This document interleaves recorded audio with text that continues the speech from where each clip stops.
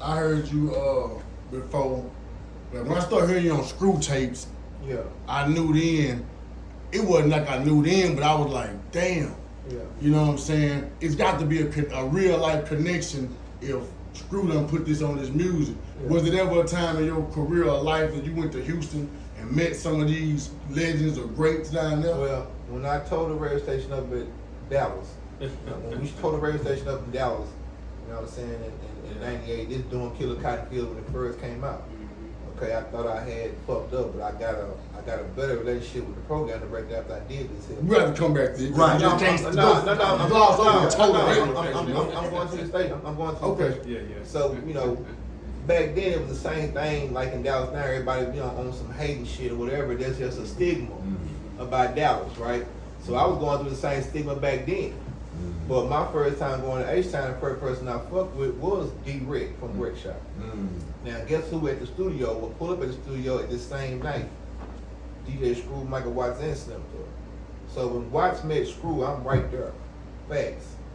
Wait a minute. I don't know, man. I wish I had some bombs or something. It might be a historical drop right here. Yeah, because they tore up the radio Everybody station. want to know, did Screw and Michael Watts ever meet They met right now in front of the Brick Shop studio, in front of your eyes? in front of my motherfucking eyes. That's Slim history. Thug. Yeah, that's history right Michael there. Watts, matter of fact, this be factual. Michael Watts was in a Black Nova. Watch my nigga, this fact. So, you know, but at the same time, let me get on the level we on with this shit.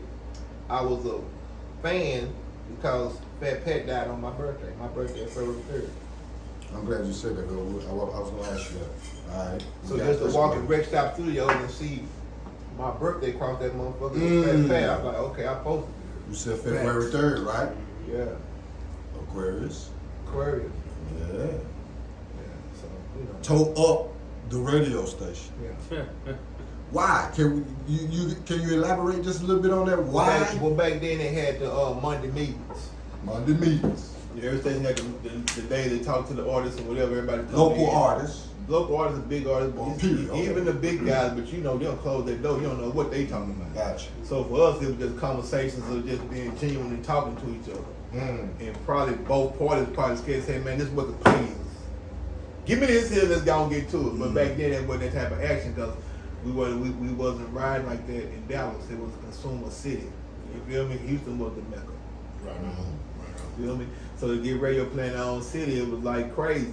But the difference is I try to make people understand Screw Love was real. So the stigma of Dallas has always been hate, and the stigma of Houston has always been Screw Love. When you go through there, it's love. Man. If you on your shit, you respect the individual, it's love. Now you on some monkey shit, you gonna have some monkey shit going on. You know what I'm saying? So you know, it's like, you know, it's hard for me sometimes to be doing this new shit we're doing right now and try to make people from my era of niggas even in my shit, in my city, in my city that's supposed to be the shit, make them understand that. Like, them boys didn't fail their youngsters in Houston. They didn't fail them. They did. They didn't. Okay. We failed our young niggas in Dallas. Okay. You feel me? Can you elaborate on that? Are we talking about the most recent? No, I'm talking about like, you can have 2 decades of people coming together on records. Oh. I wouldn't give a damn they didn't fuck around with each other at all. Right. Oh. But we have decades of people fucking around on records. Okay. The OGs, Yeah. whatever. Collaboration, yeah. Then up here in Dallas, our OG, you can't get 2 decades where you can say, man, I got a bunch of cats that's still the OGs of Dallas that they did songs together 20 years ago. All right.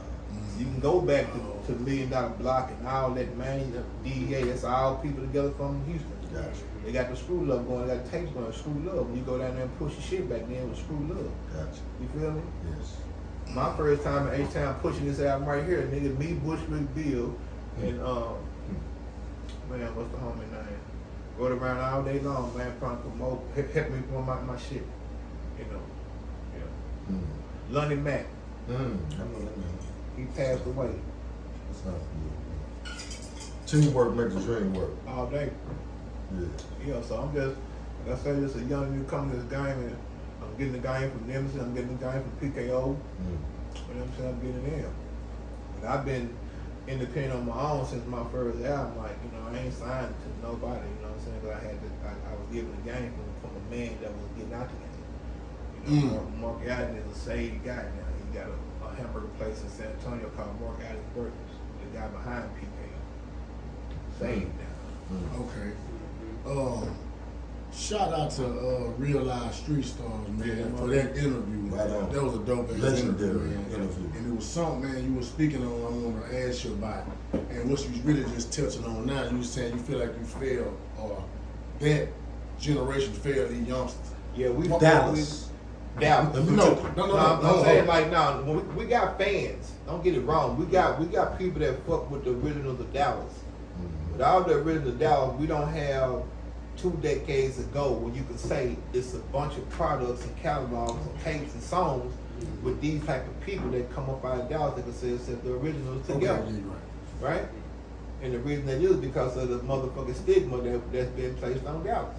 See what I'm saying? So if I'm a young nigga back then watching, you know what I'm saying, the people that's coming up, you know what I'm saying, and everybody around me, okay, these cats have. We just now, like, I'll say, since the boogie movement, they started trying to, you know, of course we got people we've been fucking with, because we all kind of like day ones, you know. But you know, when you see a cat that's, they together for the city, you know what I'm saying, in the studio, when I've had to witness this shit, you know, they come in and it's like being in high school, you know, no different at the house too when people fuck around each other. It's like you know it's undercover competition. Right on. But everybody here to rep their shit and show your talent.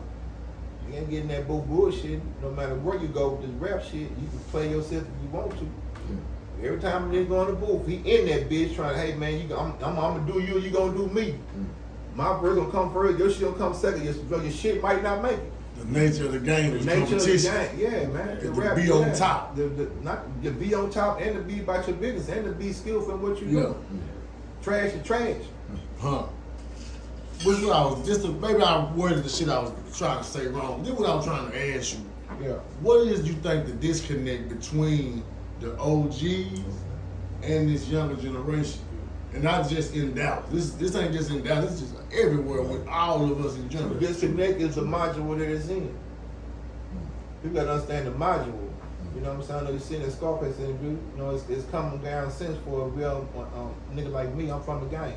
You know what I'm saying? If a company charging y'all $10 a month, and you got a million, like Ray said, 1 million subscribers, I'm over here trying to pinch off a penny.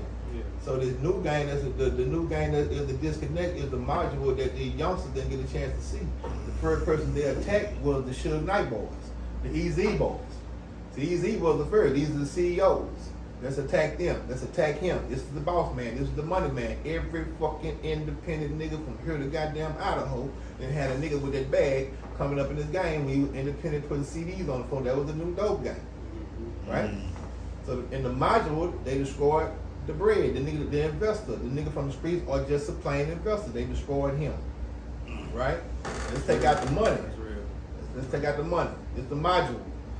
Now, here we're gonna go down to the module, goddamn me. Now we got the rapper. Now let's destroy the rapper. So the disconnect is the youngsters don't get to see his homeboy that could have invested $100,000 into his homeboy and pressed up 30,000 3 times a year, or 40,000 3 times a year, and would have been the game. So the disconnect is what the youngsters don't know. They destroyed the module. Your big homie was the one put the bag behind you. We're gonna put 50,000 CDs on the floor, 100,000 CDs on the floor, 100,000 in 3/4 of the year, 100,000, 100,000, 100,000. We're gonna sell these times 9. That's the game. So they destroyed the module of underground hip hop. See, because boys get too big, everybody could have had a baby deal, a cash money deal. Put it like that. You feel me? So when they destroyed the module of the CEOs, the Suge Knights, the Herb Gottis, right? The EZs, you feel what I'm saying? X-Mob, shit like that. Yeah. Even the Rally Boy shit. You know what I'm saying? Even the real shit. You know what I'm talking about? Okay. A lot of boys running labels, like that boy. Yeah. And shit, Southwest Wholesale had us all. Yes, sir. You know what I'm saying? Doing a thing. Gonzalez had you. You know what I'm saying? Frank has had you. You feel me? I'm from the gang. RC had you. RC in Cincinnati, another one stops. You know what I'm saying? City Hall, San Francisco had you. So you shipping out like you goddamn pulling out packs, and that's what everybody was doing. Down south hustlers. Master P, I'm gonna drop every goddamn month. You was on. What was it like to be on Downside Hustle? What was Kottonmouth? What was when you realized you was on that project? What was you on? I had been on a tour from Satisfied, Crawfish Fest. Satisfied. Oh, Hold on. really? What is Satisfied? What was that? Off the first album, Pimp C. Who? Okay, wait a minute, man. Come on, man. Is you in the studio with Pimp C back then? Cause Yeah. I know you ain't no sitting no record like it is now. Yeah, we went in the studio that night. We went to the studio that day. And he played me down for a verse. Like, this was the beginning of rap hustling. Niggas felt your sister in your city, I need a verse. This was the beginning of all that kind of shit. You feel me? Like, niggas, oh, hey, man. I done fuck with CeeLo before. A bunch of cats fuck with no verses. Like, nigga in the city. Like, they call it checking in now. Back then, it was like, nigga might be down here and ain't got no weed connect. Ain't got no drink connect. Then nigga trying to be they self back then. So, nigga want, you pull a camera out back then, nigga look at you crazy. Yeah. You feel me? So you can't imagine everybody I done met. I'm like, man, I really wish I could just. Right. I don't want like I'm but now you call fanned out. Back then you be like, damn, I ain't got no That's goddamn wild. camera.